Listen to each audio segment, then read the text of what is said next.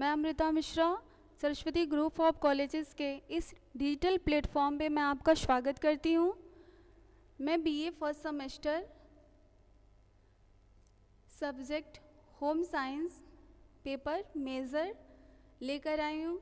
आज का हमारा जो यूनिट है 7 यूनिट है। इसके पहले हम लोगों ने 6 यूनिट पढ़ा है और आज का जो हमारा टॉपिक है वो है नवजात शिशु पार्ट 1, यानी कि ये इसका पार्ट 1 है। फिर हम इसका दूसरा पार्ट लेकर आएंगे। आज हम पढ़ेंगे नवजात शिशु पार्ट 1, यानी कि यह अवस्था नवजात शिशु के जन्म से क्या होती है, प्रारंभ होती है और लगभग 1 माह तक की अवस्था में शिशु क्या करता है, समायोजन करता है। इसीलिए इस अवस्था को हम क्या कहते हैं, समायोजन की अवस्था। इस समय वह शिशु गर्भाशय के आंतरिक वातावरण से निकलकर वह नवीन वातावरण के साथ क्या करता है, समायोजन स्थापित करता है। यानी कि इस अवस्था में, यानी कि यह अवस्था कहाँ से प्रारंभ हो रही है, नवजात शिशु के जन्म से क्या हो रही है, प्रारंभ हो रही है। और जन्म के बाद से क्या करता है, वो जिस वातावरण में, यानी कि जब गर्भ में होता है तो गर्भ में क्या होता है जी, वो अंदर का जो वातावरण होता है वो अलग होता है। जब क्या होता है, जब वो बाहर आता है तो यानी कि वह वातावरण के साथ क्या करता है, समायोजन स्थापित करने का कार्य करता है। ये है नवजात शिशु। इसके आगे हम जानेंगे नवजात शिशु का अर्थ क्या होता है। यानी कि नवजात शिशु 2 शब्दों से मिलकर बना है, नव प्लस जात। यानी कि ये क्या है, नव प्लस जात यानी कि नवजात। यानी कि नव का अर्थ होता है नया और जात का अर्थ होता है, जात का जो तात्पर्य यानी कि जो जात का अर्थ है जन्म लेने वाला। यानी कि क्या है, नवजात जो शब्द है यानी कि उसको अलग अलग हम करेंगे तो नव का अर्थ क्या हो गया, नया, और जात का अर्थ क्या हो गया, जन्म लेने वाला अर्थात नवजात। यानी कि इससे अभिप्राय क्या है, उस जीव से है जिसने अभी हाल में ही क्या किया है, जन्म लिया है। गर्भाधान के पश्चात लगभग 9 महीने तक माँ के शरीर में रहने के पश्चात मानव शिशु माँ की कोख से बाहर आ जाता है। शिशु जन्म के बाद ही प्रथम अवस्था को हम क्या कहते हैं, नवजात अवस्था कहते हैं और शिशु को नवजात शिशु कहते हैं।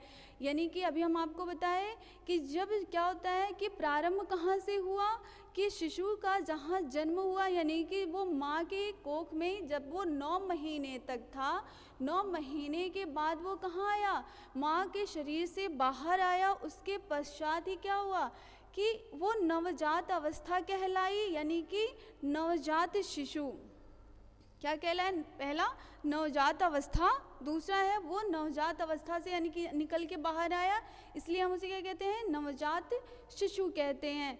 यानी कि क्या हमें समझ में आया कि जो क्या है, नवजात जो शब्द है वो 2 शब्दों से बना हुआ है, नव प्लस जात। नव का अर्थ है नया, जात का अर्थ है जन्म देने वाला। दूसरा क्या है कि हमने क्या जाना कि जो 9 महीने का जो क्या होता है, प्रेगनेंसी होता है, गर्भावस्था होता है, उसमें रहने के बाद वो क्या करता है कि एक मानव शिशु शरीर का क्या होता है, गर्भ में निर्माण होता है और उसके बाद 9 महीने के पश्चात माँ की कोख से शिशु क्या होता है, बाहर आता है, जिस अवस्था को हम क्या कहते हैं, प्रथम अवस्था कहते हैं। और या फिर प्रथम अवस्था कहेंगे या फिर उसे क्या कहेंगे, नवजात अवस्था, यानी कि जो न्यूनेट अवस्था होती है उसे कहेंगे, या फिर किसे कह सकते हैं, नवजात शिशु की अवस्था। अगले क्या है कि हम इसे कैसे कितने भागों में बांटा गया है, तो जो नवजात अवस्था होता है उसको 2 भागों में क्या किया गया है, विभाजित किया गया है, उसे बांटा गया है। पहला क्या है, पॉर्चुनेट, ठीक है, यानी कि द पीरियड ऑफ क्या है, पॉर्चुनेट, जो क्या होता है, जन्म से 30 मिनट का होता है। दूसरी अवस्था होती है न्यूनेट, यानी कि द पीरियड ऑफ न्यूनेट, यानी कि यह कितने का होता है कि जन्म से लेकर 30 दिन की अवस्था, यानी कि न्यूनेट यानी कि क्या होगा, नवजात। अभी हमने पढ़ा ना नव और जात को अलग अलग करके, तो वही क्या है कि लगभग क्या है, जो क्या है न्यूनेट है, लगभग कितने दिन का होता है, तो जन्म से लेकर ये कितना होता है 30 दिन का होता है। अब हम एक एक करके जानेंगे कि दोनों को क्यों अलग अलग, इसे पार्चुनेट क्यों कहा गया है और इसे न्यूनेट क्यों कहा गया है। इसमें क्या कैसे हम पहचानेंगे कि शिशु अभी न्यूनेट है या फिर शिशु क्या है पार्चुनेट है। यानी कि जो पहला है क्या है, जो पार्चुनेट है, इस अवस्था में यानी कि 30 मिनट के अंदर क्या होता है कि पार्चुनेट वह अवस्था होती है जिसमें बच्चे का क्या कहता है नाभि नाल काटकर माँ से अलग किया जाता है। अब वह क्या है एक स्वतंत्र जीव रहता है, यानी कि माँ से जब नाभि नाल काटकर अलग कर दिया गया तो माँ से अलग हो गया, तो यानी कि अब वो स्वतंत्र हो चुका है, एक स्वतंत्र जीव उसे कहेंगे। और जन्म के बाद कम से कम क्या है जो 30 मिनट है, 30 यानी कि 15 से 30 क्या है 15 से 30 मिनट के अंदर यानी कि जो ये प्रक्रिया होती है नाभि नाल काटना और बच्चे को माँ से अलग कर देना, तो उस समय को हम क्या कहते हैं पार्चुनेट कहते हैं। न्यूनेट यानी कि 30 दिन तक, यानी कि द पीरियड ऑफ न्यूनेट, यानी कि इस अवस्था में क्या होता है, तो इस अवस्था में क्या होता है कि जैसे ही न्यूनेट की जो अवस्था होती है जैसे ही समाप्त होती है, वैसे ही क्या होता है पार्चुनेट की अवस्था पार्चुनेट की अवस्था जैसे ही क्या होती है समाप्त होती है, न्यूनेट की अवस्था वैसे ही क्या हो जाती है प्रारंभ हो जाती है। यानी कि क्या है कि नवजात शिशु, यानी कि न्यूनेट का जो तात्पर्य है उसका क्या है कि नवजात शिशु या फिर क्या है नया शिशु, जिसकी अवधि अगर हम माने तो लगभग कितना होता है 30 दिन का होता है। बट वहीं अगर हम हर लाख के अनुसार जानेंगे, यानी कि अगर यहीं हम किसके अनुसार जाने हर लाख, ठीक है, यानी कि अलग अलग वैज्ञानिक हैं, अलग अलग सबका क्या है मत है। अगर हम हर लाख के अनुसार जाने तो जन्म से 2 सप्ताह तक, यानी कि जैसे ही जन्म हुआ, जन्म से क्या होगा जन्म से यानी कि जन्म से क्या हुआ 2 सप्ताह तक हर लाख ने क्या माना है कि यह न्यूनेट की क्या होती है अवस्था होती है, यानी कि नवजात शिशु की अवस्था होती है। बट अगर हम अन्य वैज्ञानिकों का माने तो न्यूनेट यानी कि जन्म से 30 दिन की अवस्था को हम क्या कहते हैं न्यूनेट कहते हैं। आपको समझ में आएगा कि क्या है कि नवजात शिशु को कितने भागों में बांटा गया है, तो 2 भागों में, यानी कि नवजात शिशु की जो अवस्था कितने भागों में, तो 2 भागों में। पहला क्या है फॉर्चुनेट जो जन्म से 30 मिनट का होता है, न्यूनेट जो जन्म से लेकर क्या होता है 30 दिन का होता है। आगे हम जानेंगे कि नवजात शिशु का वर्गीकरण, यानी कि ये वर्गीकरण गलत लिखा हुआ है, ये कैसे रहेगा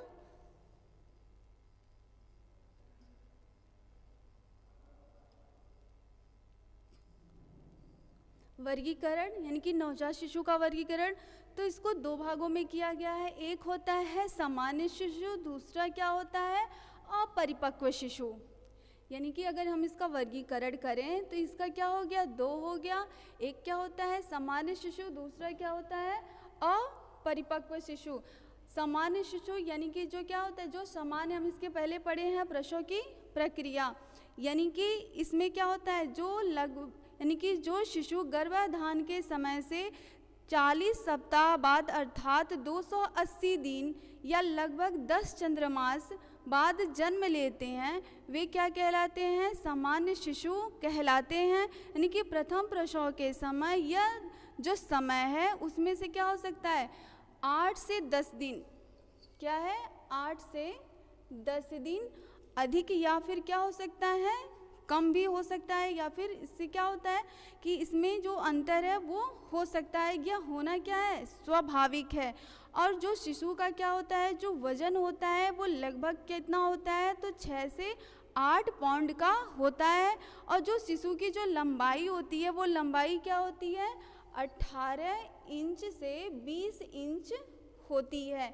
यानी कि क्या है कि जो क्या है शिशु का जो वजन है वो वजन कितना है तो 6 से 8 पाउंड का होता है।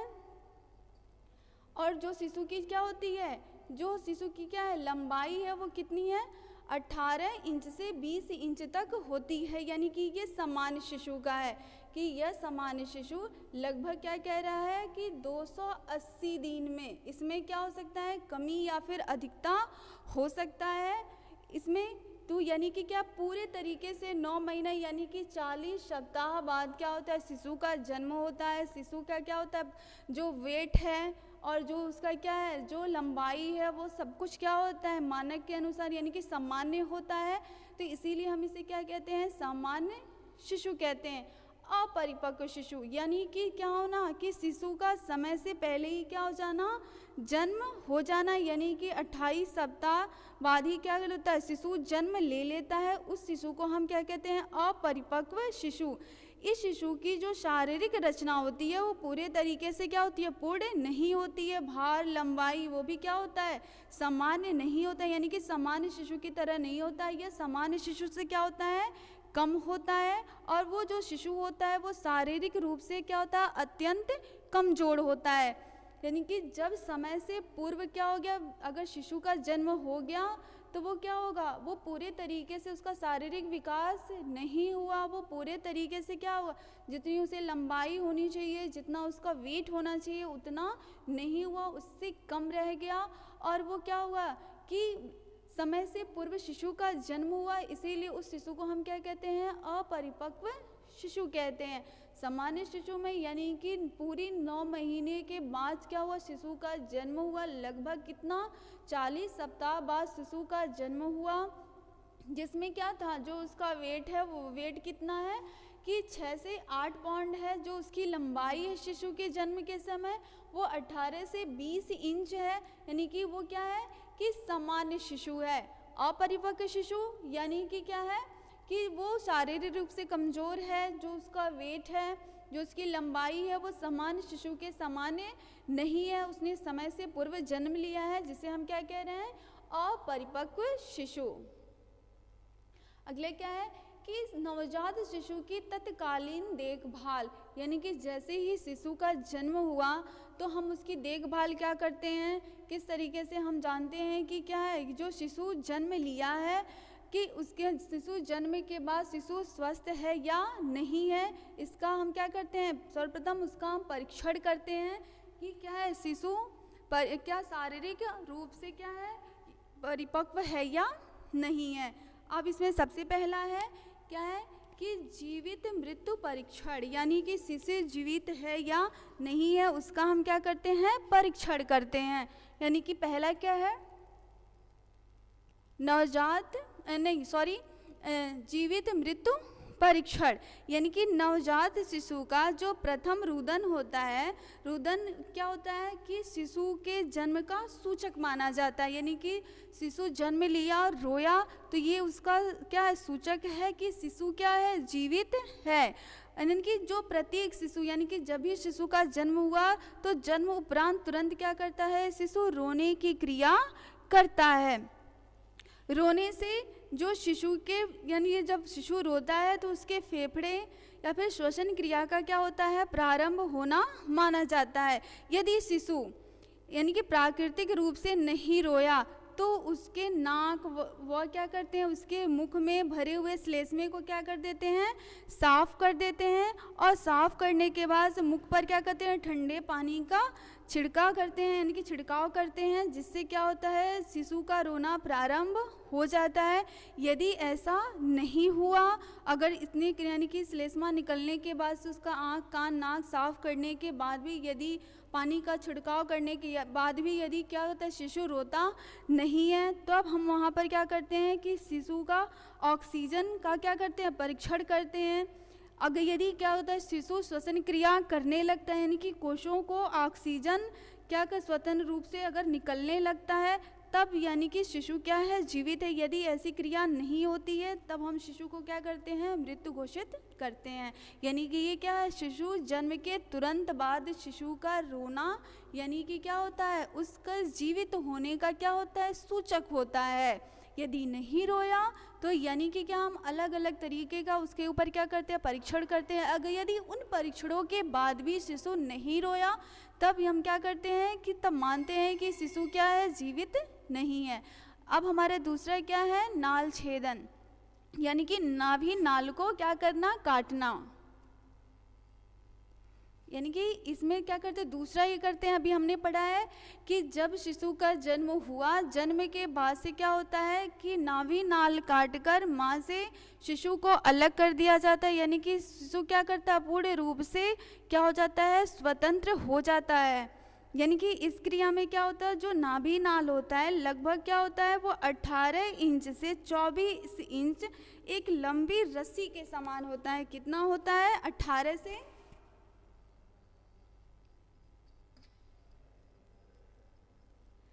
क्या है, 18 से 24 इंच क्या होता है, जो नाभि नाल होता है वो रस्सी के समान क्या होता है। और नाभि नाल में क्या होता है, जो रक्त होता है वो हम क्या होता है, बहता रहता है, जिससे यानी कि जिससे क्या होता है कि शिशु जब गर्भ में होता है तब वो माँ से क्या करता है, उसी नाभि नाल के माध्यम से ऑक्सीजन लेता है और पोषण लेता है।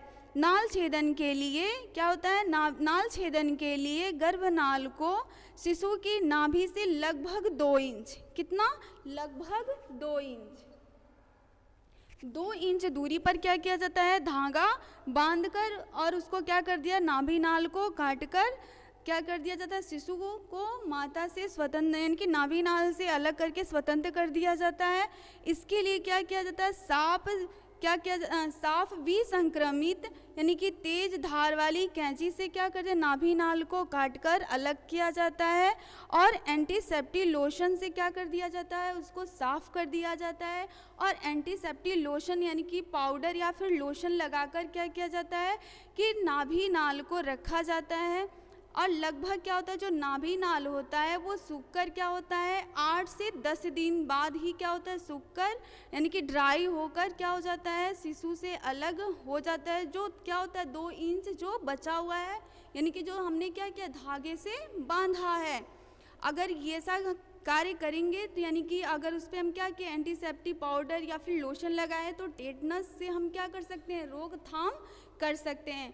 अगला क्या है, नवजात शिशु का स्नान, यानी कि जन्म के बाद से क्या किया जाता है कि सबसे पहले क्या किए कि जीवित मृत परीक्षण किए, दूसरा क्या किए, नाभि नाल को काटे। अब तीसरा क्या किया जाता है कि नवजात शिशु का स्नान कराया जाता है। यानी कि गर्भ में शिशु शरीर पर क्या होता है, एक गाढ़ा चिपचिपा पदार्थ क्या होता है, एकत्रित होता है और जन्म के पश्चात शिशु को क्या किया जाता है, प्रथम बाथ यानी कि प्रथम स्नान दिया जाता है और शिशु के शरीर को अच्छे से क्या किया जाता है, साफ किया जाता है। इसके लिए क्या सर्वप्रथम क्या किया जाता है कि रुई को गुनगुने पानी में डालकर और उसे अच्छे से क्या निचोड़कर शिशु शरीर को साफ करते हैं और स्नान कराने के बाद से क्या करते हैं, जैतून का तेल लगा देते हैं या फिर कोई भी बेबी क्या होता है जो तेल होता है उसको लगाते हैं, जिसके बाद से क्या होता है, शिशु को क्या होती है, राहत मिल जाती है, जो उसके ऊपर क्या होता है, जो गाढ़ा चिपचिपा पदार्थ होता है। अगला क्या है, नवजात शिशु के अंगों का स्वच्छता, यानी कि क्या चौथा क्या है, नवजात शिशु के अंगों की क्या है, स्वच्छता, यानी कि इसके क्या अलग अलग हैं, इसके क्या हैं, अलग अलग इसके हैं। सबसे पहला है नाक, यानी कि जो शरीर के जो पार्ट होते हैं कि इसका अलग अलग है किस तरीके से। सबसे पहला क्या है, नाक,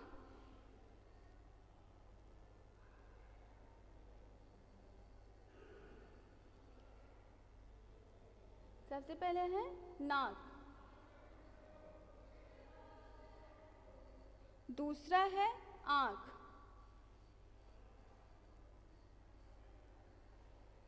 तीसरा है कान, चौथा है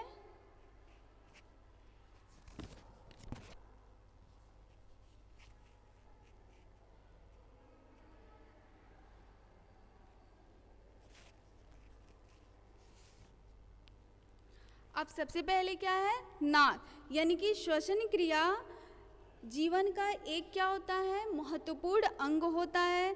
और इसका क्या है कि जैसे ही शिशु का जन्म हुआ, जन्म के बाद नाक की स्वच्छता के लिए रुई या मुलायम कपड़े से पतली बत्ती बनाकर धीरे धीरे क्या किया जाता है, जो नाक का जो छिद्र होता है उसमें घुमा घुमा कर उसकी सफाई की जाती है, जिससे क्या हो, जो श्लेष्मा अंदर भरा हुआ है वो श्लेष्मा बाहर निकल जाए, ताकि क्या हो कि शिशु को सांस लेने में भी, श्वसन क्रिया करने में कोई दिक्कत ना आए। दूसरा क्या है, आँख की सफाई, यानी कि आँख, कैसे ही नाक की सफाई, दूसरे बात क्या किया जाता है, आँख की सफाई किया जाता है, यानी कि विसंक्रमित लोशन से क्या किया जाता है कि आँख की सफाई की जाती है। आँख साफ करने के बाद उसमें क्या किया जाता है, एंटीबायोटिक आई ड्रॉप डाल दिया जाता है, जिससे आँख क्या हो, संक्रमण से बच सके। दूसरा क्या है, कान, यानी कि नवजात शिशु के कान में भी क्या होता है, श्लेष्मा भरा होता है, और इसे भी हम क्या करते हैं, सफाई के लिए सबसे पहले क्या करते हैं कि रुई या फिर सूती कपड़े का हम क्या करते हैं, बत्ती बनाते हैं, और धीरे धीरे इसे भी यानी कान में भी घुमा घुमा कर क्या कर दिया जाता है, कान की सफाई किया जाता है। उसके बाद से क्या, गाल की सफाई, यानी कि कपड़े को क्या करते हैं, कपड़े पर क्या, उंगली पर क्या करते हैं, कपड़े को अच्छे से रोल कर लेते हैं, बांध लेते हैं, और उसमें क्या करते हैं, लोशन या फिर क्या करते हैं, बोरिक एसिड के घोल से क्या करते हैं, भिगोकर, और धीरे धीरे क्या करते हैं, उंगलियों से चारों तरफ उसको क्या करते हैं, गाल या फिर क्या है, कंधे या फिर पैर, हर मैन के जितने भी बॉडी पार्ट होते हैं उनमें क्या करते हैं, श्लेष्मा जहाँ जहाँ लगा होता है वहाँ वहाँ उसकी अच्छे से क्या कर लेते हैं, सफाई कर लेते हैं। अगला क्या है, नवजात शिशु का वेट, यानी कि उसका हम क्या करते हैं, उसका वेट चेक करते हैं कि क्या है, उसका सामान्य वेट है या नहीं है। अभी हमने पढ़ा है ना कि सामान्य शिशु, यानी कि उसमें क्या देखते हैं कि 6 से 8 पाउंड अगर शिशु का क्या है, वेट है, वजन है, तो वो शिशु क्या है, उसका वेट सामान्य है। यदि उससे कम है तो वो बच्चा क्या है कि जो मानक रखा गया है कि क्या है कि 6 से 8 पाउंड शिशु का वेट यानी कि वजन होना चाहिए। यदि उतना नहीं है तो शिशु क्या है कि सामान्य शिशु के समान उसका वेट नहीं माना जाएगा। अगला क्या है कि नवजात शिशु के बिस्तर, यानी कि जो शिशु है नवजात जो न्यूनेट है उसका क्या है बिस्तर, यानी कि क्या है कि इसमें हम जानेंगे कि इसका बिस्तर क्या होता है कि यानी कि जो बिस्तर है वो क्या होना चाहिए, साफ होना चाहिए, उस पर क्या होना चाहिए, वो कॉटन के क्या होना चाहिए, उस पर बेडशीट लगा होना चाहिए। यानी कि नवजात शिशु जन्म से क्या होता है लगभग, यानी कि जब जन्म लेता है तो प्रारंभ में क्या होता है 20 से 22 घंटे वो क्या होता है सोता रहता है। जब उसे भूख लगती है तभी वो क्या होता है जगता है। यदि उसे भूख नहीं लगती है, यानी कि अगर जितना लंबा वो सो रहा है, यानी कि जब तक उसे भूख नहीं लगी तब तक शिशु क्या करता है, रोता या फिर उठता नहीं। यदि शिशु क्या कर रहा है, लंबा नींद ले रहा है, तो यानी कि क्या है कि वह शिशु क्या है शारीरिक रूप से स्वस्थ है, मानसिक रूप से वो शिशु स्वस्थ माना जाएगा।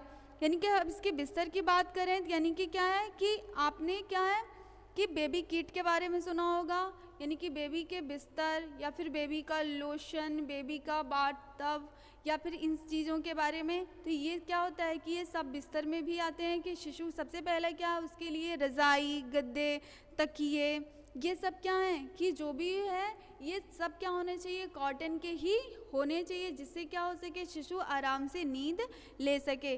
अगला क्या है कि शिशु का प्रथम आहार, ये क्या है सबसे ज़्यादा इम्पॉर्टेंट है, क्या है शिशु का आहार।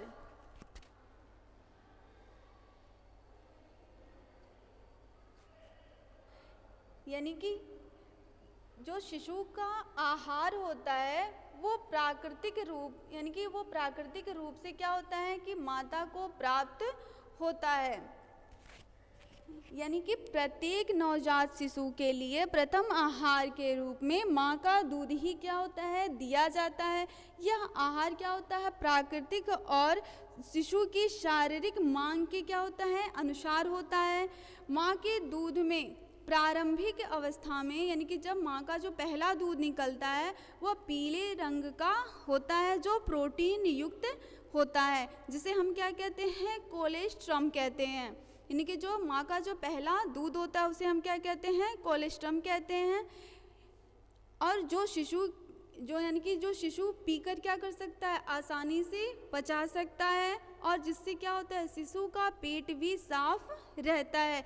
जन्म के पश्चात जब तक शिशु को माँ का दूध ना पिलाया जाए तब तक शिशु का क्या होता है कि उसके अंदर क्या होता है, जो ग्लूकोज या फिर यानी कि किसी भी कारणवश यदि हम क्या करें, माँ का दूध उसे नहीं पिला पा रहे हैं, तब तक हम क्या करते हैं, उसे शहद पिलाते हैं या फिर शहद चटाते हैं, जिससे क्या हो सके, जब तक माँ अपने बच्चे को फीड नहीं करा पा रही है तब तक हम क्या करते हैं, जो शिशु की जो आहारीय आवश्यकता होती है उस आहारीय आवश्यकता को देते हैं।